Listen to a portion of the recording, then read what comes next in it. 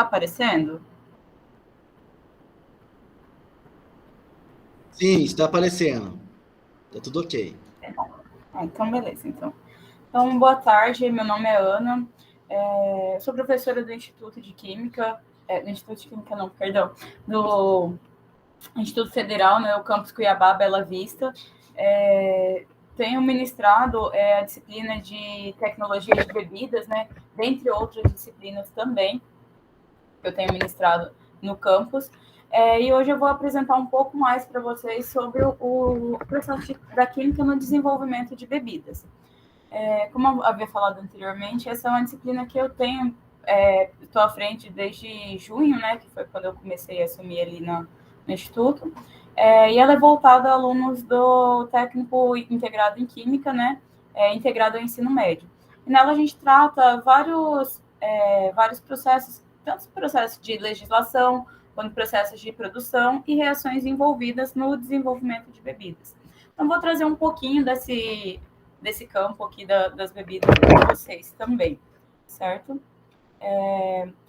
Para começar, as bebidas, de acordo com a Lei 8.918, de 14 de julho de 1994, que é a legislação vigente, né, aqui no Brasil, que trata sobre a classificação das bebidas, né, ela traz que uma bebida ela se refere a todo aquele produto industrializado que ele é destinado à ingestão humana, né, em estado líquido, sem a finalidade medicamentosa ou terapêutica.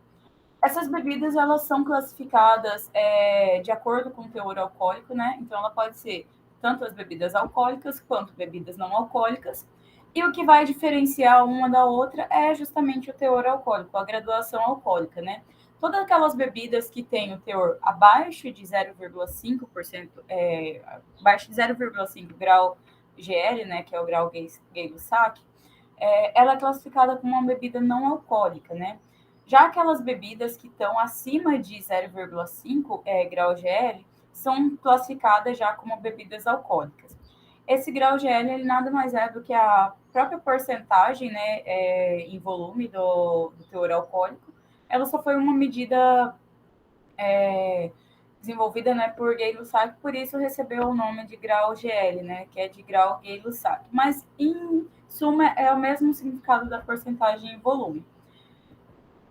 Além dessa classificação, né, quanto ao teor alcoólico, essas bebidas elas são agrupadas em 5 grupos principais, né, que são as bebidas naturais, que daí a gente pode enquadrar a água, suco de frutas, o leite, as bebidas de infusão, que aí seria o chás, café, bebidas alimentares, que são todas aquelas bebidas que têm um teor vitamínico, né, presente nela, tipo vitaminas, isotônicos, entre outros. Temos as bebidas refrescantes, que daí entre sucos, refrigerantes, e as bebidas alcoólicas, que existem ainda outras 3 classes dentro dela, que é as bebidas fermentadas, as bebidas destiladas e as bebidas retificadas. Dentre essa classe de todas essas bebidas, as bebidas fermentadas, elas têm recebido um grande destaque, principalmente por ser uma das mais antigas, né, além da água, né, que é de grande importância, mas em termos de estudo e processamento, ela é uma das bebidas mais antigas também que se tem. O processo de fermentação ele pode acontecer de diferentes formas, né? Como, por exemplo, a fermentação lática, a fermentação acética, a fermentação malolática e a fermentação alcoólica, né? E dentre essas, a fermentação alcoólica ela tem recebido um grande destaque aí, tanto no setor comercial quanto de aceitação também. Dentre essas bebidas que passam por esse processo de fermentação alcoólica, né, a gente pode citar a cerveja, o vinho, o saquê, entre outras bebidas. Esse processo de fermentação ela ocorre por meio da ação de micro-organismos, que são as leveduras. Dentre as leveduras mais comuns, né, a gente tem as cepas da Saccharomyces cerevisiae, que são uma das mais utilizadas no processo ali de obtenção, né, no processo produtivo de bebidas alcoólicas, né, que passam então pelo processo de fermentação alcoólica. E a ação dela, na verdade, ela ocorre de 2 formas, tanto na parte de alimento, né, para a própria célula, então ela gera o processo de glicólise ali, né, a conversão da glicose ela gera energia para a célula, então é uma forma da levedura se alimentar. Então, nesse processo de fermentação, ocorre, então, a oxidação ali do ácido pirúvico, né, e a conversão, então, em etanol e CO2.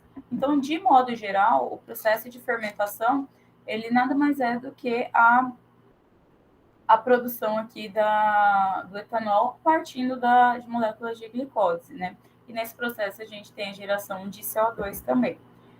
Dentre as diversas bebidas, então, que são classificadas como bebidas alcoólicas e que passam por essa fermentação alcoólica, as cervejas elas têm recebido um grande destaque também.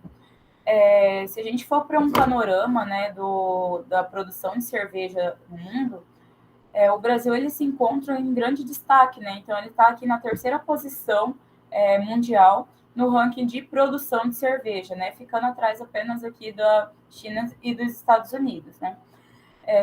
Além disso, ela comparada a outras bebidas, né? A outras bebidas alcoólicas, ela é a bebida que tem o menor teor alcoólico, né? Então ela tem teor alcoólico de 4,5% até 5%, quando comparado a outras bebidas como vinho, que varia de 8% até 12%, e cachaça, né, que pode chegar até 54%. Então, dentre essas bebidas alcoólicas, a cerveja ainda que tem o menor teor alcoólico.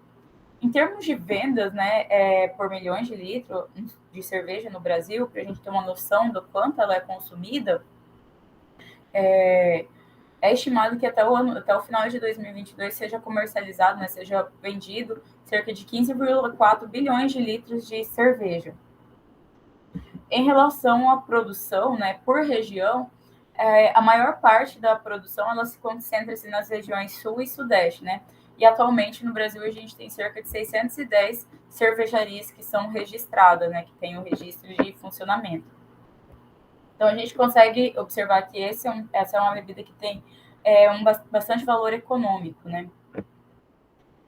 Além disso, a cerveja ela é uma bebida bem antiga, né? Então ela data em termos de contexto histórico, não é ainda certo exato quanto tempo, em que ano ela foi descoberta, né?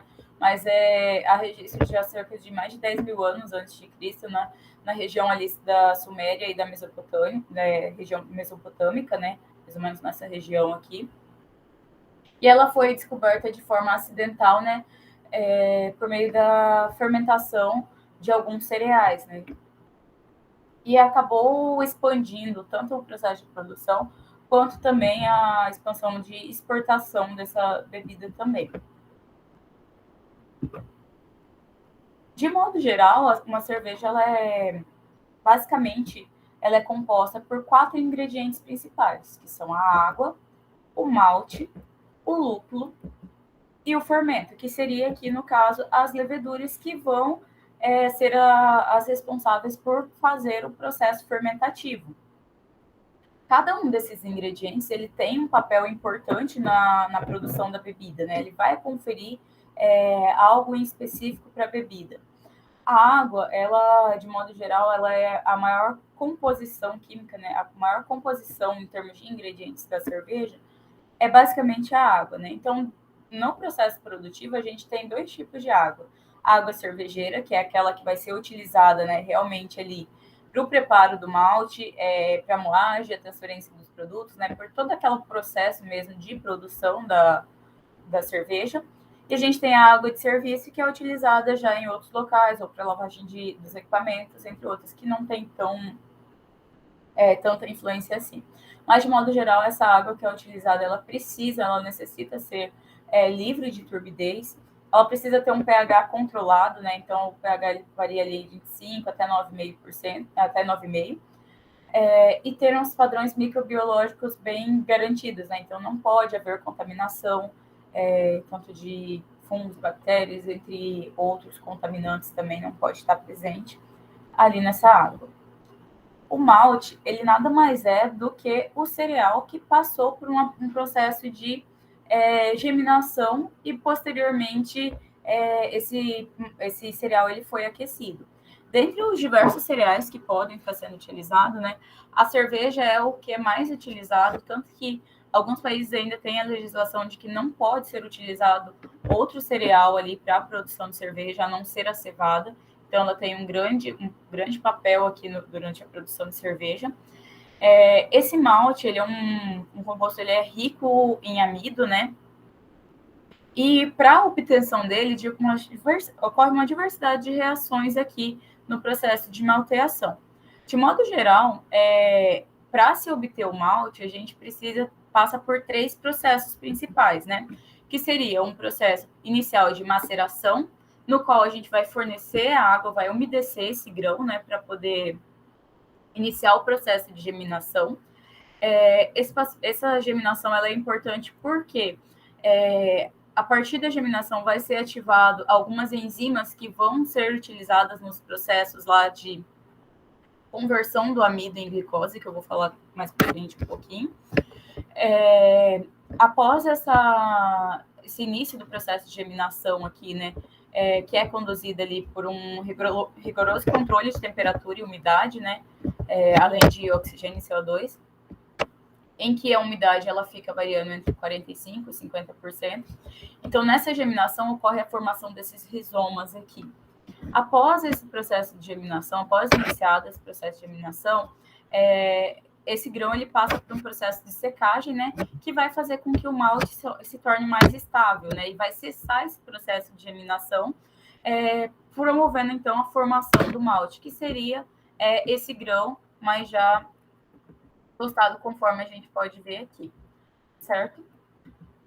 Dentre as diversas reações que estão presentes nesse processo de germinação e secagem do grão, né, do cereal, lembrando que o cereal pode ser de vários tipos, várias fontes. Então, a cevada é o principal, mas a gente tem milho, tem arroz, tem trigo, entre outros cereais que também podem estar sendo utilizados na produção de cerveja. Mas dentre as reações mais importantes aqui que a gente destaca aqui as reações de caramelização e as reações de Maillard, que vão conferir as principais características à cerveja, né? E cada uma é utilizada por vamos dizer assim, uma escola de cerveja, né? O processo de caramelização ela é um processo típico aqui da escola inglesa, enquanto o processo de Maillard é um típico da escola alemã. É interessante que o processo de caramelização ele vai trazer um sabor mais adocicado, né, para a bebida, além da coloração também, isso pode estar diretamente influenciando na coloração. Já a reação de Maillard ele vai trazer um sabor mais tostado, um sabor mais frutado também, lembrando as amêndoas, as nozes, entre outros. Então, a gente tem esses 2 tipos de maltes aqui, né? Que a gente pode escolher. Então, cada um vai estar... o que vai diferenciar um e outro é o programa de temperatura, né? A temperatura na qual esse processo foi submetido, essa secagem ela foi submetida. Mas, de modo geral, ambas as reações têm o intuito de trazer a coloração, né, para a bebida e também trazer novos sabores para a bebida. E isso se deve principalmente à melanoidrinas. O outro ingrediente que é muito importante também é o lúpulo, né? O lúpulo nada mais é do que uma planta da espécie do Humulus lupulus, que é cultivada em regiões mais frias. Aqui no Brasil, geralmente no sul, na região do sul, é um lugar onde se adapta melhor ao cultivo do lúpulo, né? Mas é mais comum em países europeus de ter o cultivo mesmo, né? Os melhores lúpulos são provenientes dessas regiões mais frias. E ele traz um impacto organoléptico muito grande para a bebida. Então, ele é o responsável por todo aquele sabor de amargor da bebida. Comercialmente, ele é vendido, né, na forma do extrato, então são esses bastãozinhos que a gente consegue comprar para poder utilizar. E o que vai trazer esse impacto organoléptico à bebida, né, é a presença desses compostos que são solúveis aqui, como, por exemplo, os alfa e beta hidroxiácidos, os óleos essenciais, polifenóis, carboidratos, proteínas, entre outros componentes aqui que estão presentes no lúpulo, né? Lembrando que aqui esses alfa-hidroxiácidos são os responsáveis aqui pelo maior amargor, né, da bebida. O processo de produção, né, da cerveja em si, ele inicia-se basicamente pela moagem do malte, né, Porque se a gente for pensar em termos de composição, o malte nada mais é do que um amido, né? Ele é composto basicamente por amido. Então, a quebra dessa estrutura, né, facilita o acesso ao amido, porque esse malte ainda está com a casca ali em volta dele. Então, a gente abre essa casca, vamos dizer assim, para poder acessar o amido ali presente. Posteriormente a essa moagem, a gente inicia um processo que a gente chama de braçagem, né? Essa braçagem nada mais é do que um processo para a produção do mosto, que seria o nosso caldo, vamos dizer assim, que vai ser utilizado para o processo fermentativo para a produção de cerveja. Então, nesse processo, a gente adicionado o malte, né? Ele é misturado com água e ele é aquecido em temperaturas variadas, em rampas de temperaturas que pode chegar até 72 graus Celsius. Não pode se utilizar, na verdade, utiliza apenas após toda a conversão, né, do amido elevado a essa temperatura para inativação das enzimas. Mas não se pode fazer um processo, vamos dizer assim, aquecer a 90 graus, por exemplo, porque a gente vai inativar as enzimas.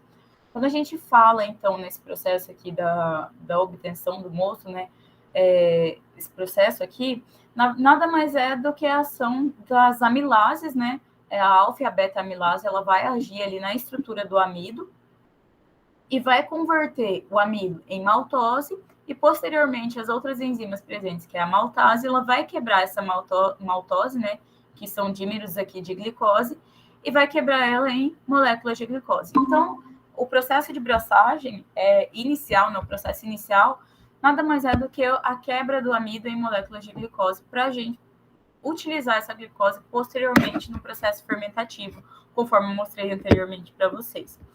Essa é uma etapa muito importante do processo, e é interessante que para a gente saber, por exemplo, que a reação já finalizou, por exemplo, que todo o amido que estava ali presente já foi convertido em glicose, existe um teste que é feito, que é um teste de iodo, no qual ocorrem as mudanças de coloração. Então, a gente tem um teste aqui, por exemplo, aqui essa primeira é só o iodo, aqui é no início da reação, no início do aquecimento, perdão, né? Então a gente vê uma coloração bem escura, e à medida que o amido ele é convertido em glicose, essa coloração ela vai diminuindo. Então, esse teste de iodo ele é feito com iodo a 2%, né? E o iodo tem a tendência de formar um complexo com o amido, né? Porque a gente tem a presença aqui da amilose e da amilopectina.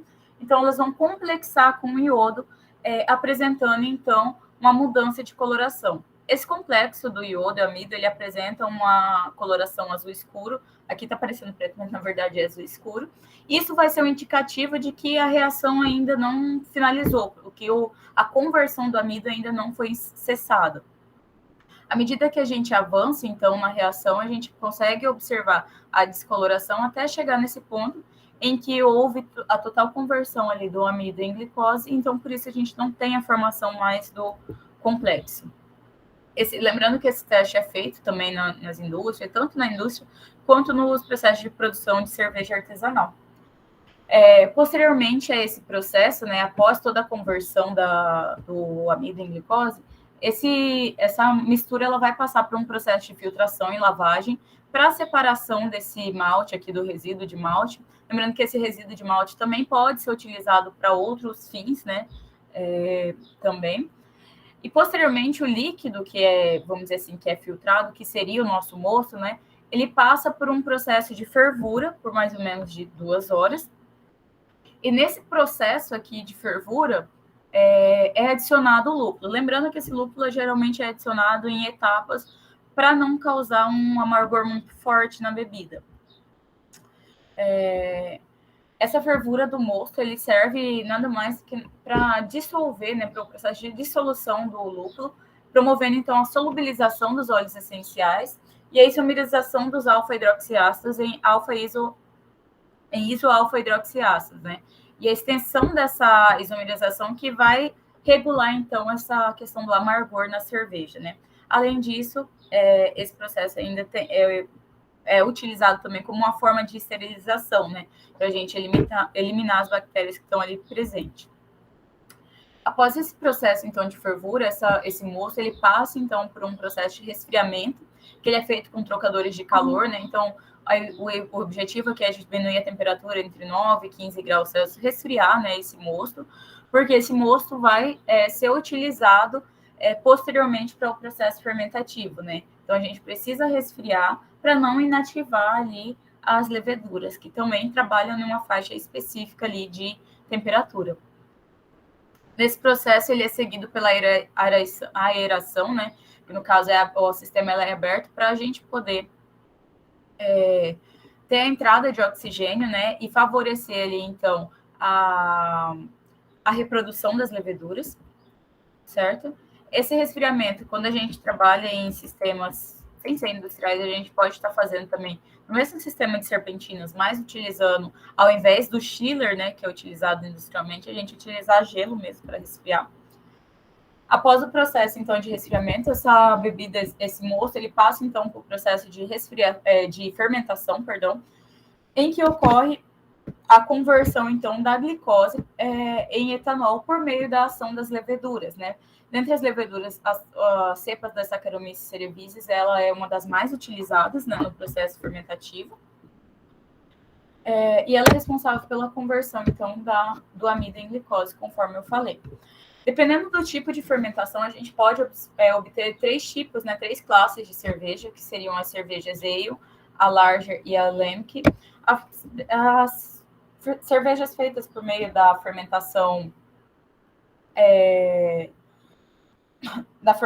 alta, são uma cerveja do tipo Ale, que é obtida nas temperaturas entre 15 e 25 graus, no qual as leveduras elas trabalham nessa faixa de temperatura. Já a cerveja large, ela é um tipo de fermentação baixa, que a gente chama, na qual a temperatura é uma temperatura de 5 até 15 graus Celsius, na qual é utilizada. Além disso, a gente tem as Lemkes, que são cervejas que é feita por meio da fermentação espontânea. Lembrando que esse processo de fermentação, ela ocorre na ausência de oxigênio, tá? É um processo anaeróbico. Após o processo fermentativo, né? Lembrando que esse processo pode demorar no mínimo de 7 dias, né? Dependendo do tipo da cerveja que a gente vai obter. Mas pode ser também que demore mais tempo. Depende muito da qualidade da cerveja, do tipo da cerveja, né? Na qual deseja se obter.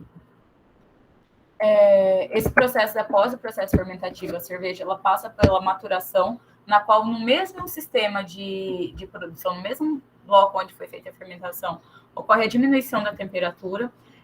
Nesse processo, a levedura ela é separada por decantação, né? Então ela sedimenta ali.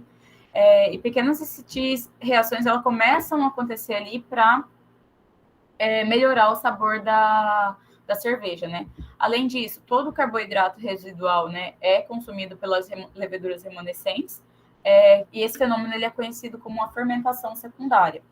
Além disso, durante esse processo também é feita a metabolização de substâncias indesejáveis, né, oriundas da fermentação. Dentre essas substâncias, a gente pode ter a conversão do acetaldeído em ácido acético. Lembrando que esse acetaldeído ele é responsável por aquela dor de cabeça que a gente sente depois da bebida, né? Esse processo de maturação ele pode demorar de 6 a 30 dias. Nesse processo, nessa mesma etapa, quando a gente quer cervejas que tenham sabores específicos, sabores de frutas específicas, é feita, então, as adições de polpas ou, então, extratos na qual a gente quer conferir sabor para a bebida. E ao final dessa fase, a cerveja ela vai estar praticamente concluída e ela vai estar com aroma e sabor já definido, né? Após esse processo de maturação, ela passa, então, por um último processo de filtração, que também é conhecido como clarificação, que é utilizado a terra de acetomácea ou então carvão ativado. O intuito aqui é remover todas essas partículas que estão ainda em suspensão. Mas lembrando que ela não altera a composição da bebida, ela só vai servir mesmo para tirar os sólidos em suspensão. O último processo ali de produção da cerveja, né, é o envase, o processo de envase e gaseificação. E ele pode ser feito com CO2 ou então com nitrogênio, né, promovendo uma condição saturada desses gases. A maioria das cervejas utilizam o CO2 como gás ali no processo de gaseificação, com exceção de algumas cervejas, como por exemplo a cerveja Guinness, na qual ela utiliza como gás para gaseificar ela o nitrogênio líquido. perdão, o nitrogênio, não o nitrogênio líquido, só o nitrogênio, né, o gás nitrogênio, N2. Uma outra possibilidade que se tem, né, quando se faz quando se produz a cerveja artesanal, é utilizar o artifício do priming, que é a adição de açúcar, né? Porque mesmo após o processo de filtração, pode haver ainda a presença de algumas leveduras residuais, né, que ainda está presente. Então, esse processo, como lá o processo de fermentação alcoólica, ela ocorre a conversão da glicose em etanol e também moléculas de CO2, então nesse processo pode ser também adicionado açúcar e envasar a bebida, e nesse processo já vai produzir automaticamente o gás ali. Mas seria uma segunda fermentação, vamos dizer assim, que a bebida passa. Industrialmente é feito nesse primeiro processo aqui.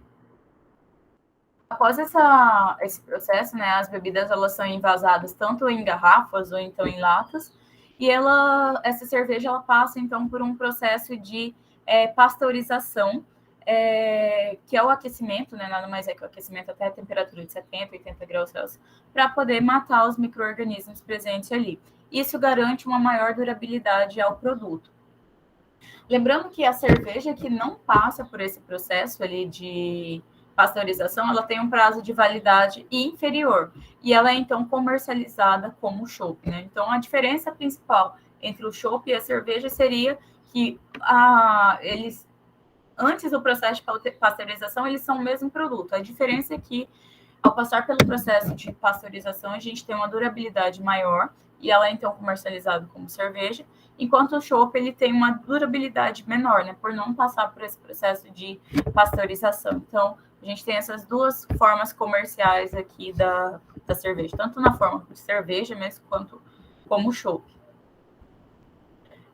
O controle de qualidade, né, desses produtos é extremamente importante durante todo o processo, né, desde o processo lá de seleção do grão, de malteação, para poder... Ele é importante para poder garantir, né, a qualidade do produto, né? Então, tanto em relação ao sabor, quanto às condições de atender e satisfazer as exigências do consumidor. Esse controle de qualidade, ela pode ser feita por 3 meios, né, diferentes. Então, a gente tem as análises físico-químicas, na qual a gente avalia pH, teor de sólidos solúveis, contaminantes, todo esse processo aqui inicial, né, do controle de qualidade físico-químico. Teor alcoólico também é avaliado nessa etapa aqui. A gente tem os controles microbiológicos e as análises sensoriais também, que vai estar relacionado com a questão da aceitabilidade quanto aroma, sabor, harmonização, entre outros fatores também. Então, todo esse processo de controle de qualidade, ele é muito importante na produção de bebidas.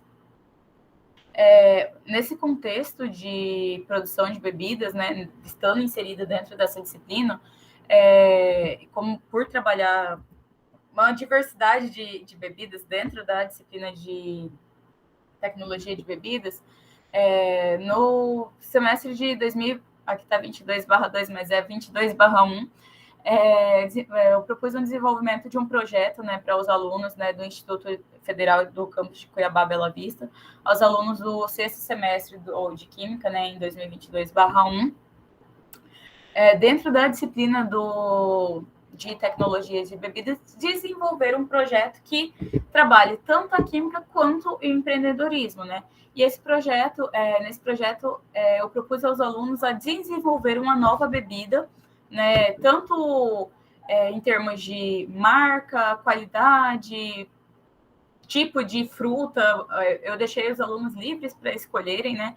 E a gente conseguiu obter uma diversidade de produtos muito interessantes, que até seria interessante se serem comercializados, inclusive, porque ficaram muito bons mesmo.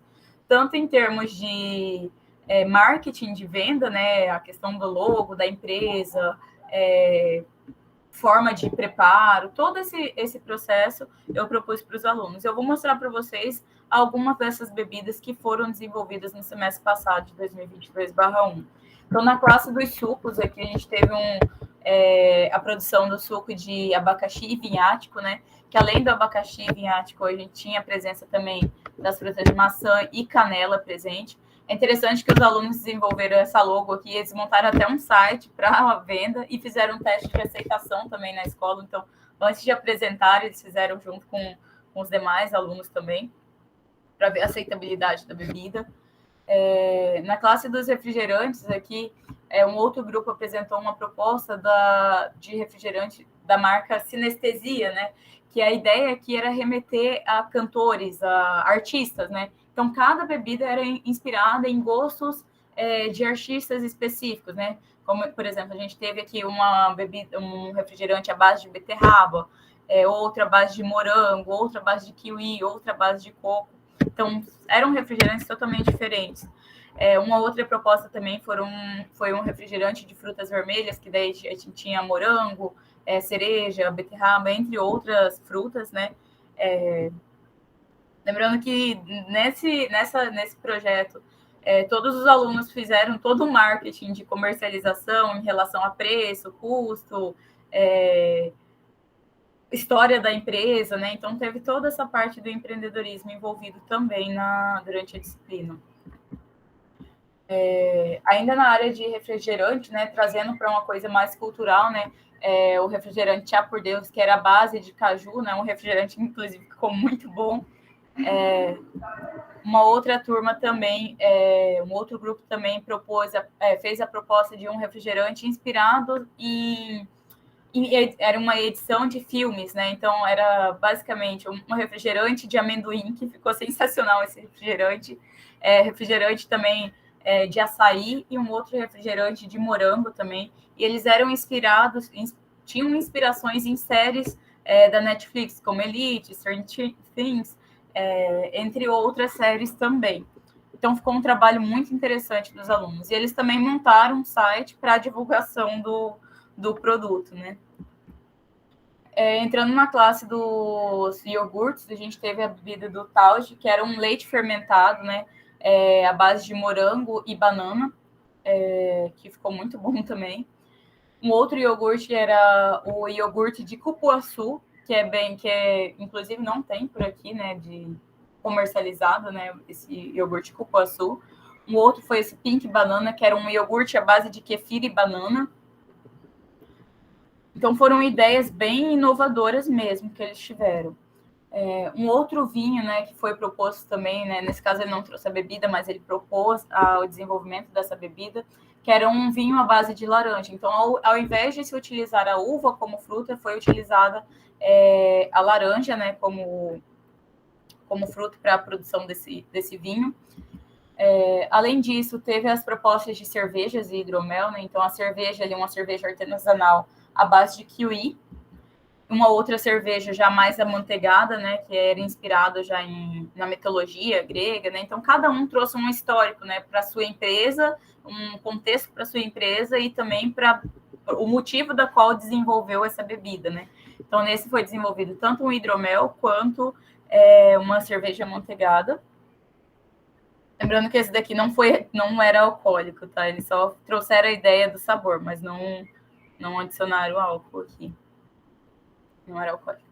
E a última proposta também foi um gin à base de manga, que foi desenvolvido também. Levando em consideração, né, toda essa parte das bebidas, né, é um campo muito amplo a ser explorado, tanto em termos de no contexto mesmo das bebidas a serem desenvolvidas, quanto também na parte das reações químicas, né, envolvidas durante o processo de desenvolvimento dessa bebida. Além disso, ela é uma proposta que traz uma diversidade de ideias, né? Então, durante essa disciplina, eu consegui ver ideias excelentes mesmo, de produtos de alta qualidade, que poderiam até um dia chegar para o mercado mesmo, tanto de ideia inovadora, quanto de sabor mesmo, que ficaram muito bons. Então, para finalizar aqui, eu gostaria, desculpa pelo atraso, mas eu gostaria de agradecer, então, a toda a organização do evento, né, aos ouvintes, né, que estão presentes aqui na sala, a todos do Instituto aqui, do Instituto Federal, né, o Campus Bela Vista. E em caso de dúvidas ou quiser conversar também mais sobre isso, eu deixo meu contato aqui, disponibilizo o meu contato. E obrigada a todos.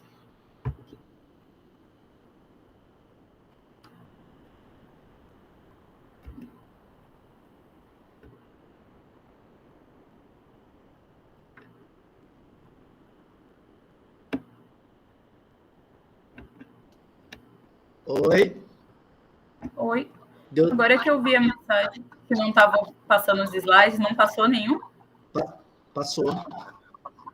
Ah, tá. Estava aqui, não está passando os slides. Eu vi no chat agora. Bom, é isso. Obrigada pela oportunidade. Em caso de dúvida, alguma coisa, é só entrar em contato. Sim, professora, muito obrigado, então, por participar da Feira de Ciências. Muito boa a sua palestra. Ela tá uma palestra gravada, eu vou deixar ela linkada no nome da sua palestra, tá bom? Muito obrigado, parabéns pela apresentação. Ok? Muito prazer em vê-la. Gostei do seu trabalho. Prazer. Um abraço a todos presentes. Obrigada, também. Professor. Uma boa continuação na Feira de Ciências, tá bom? Vou parar de gravar aqui agora a palestra. E deixar a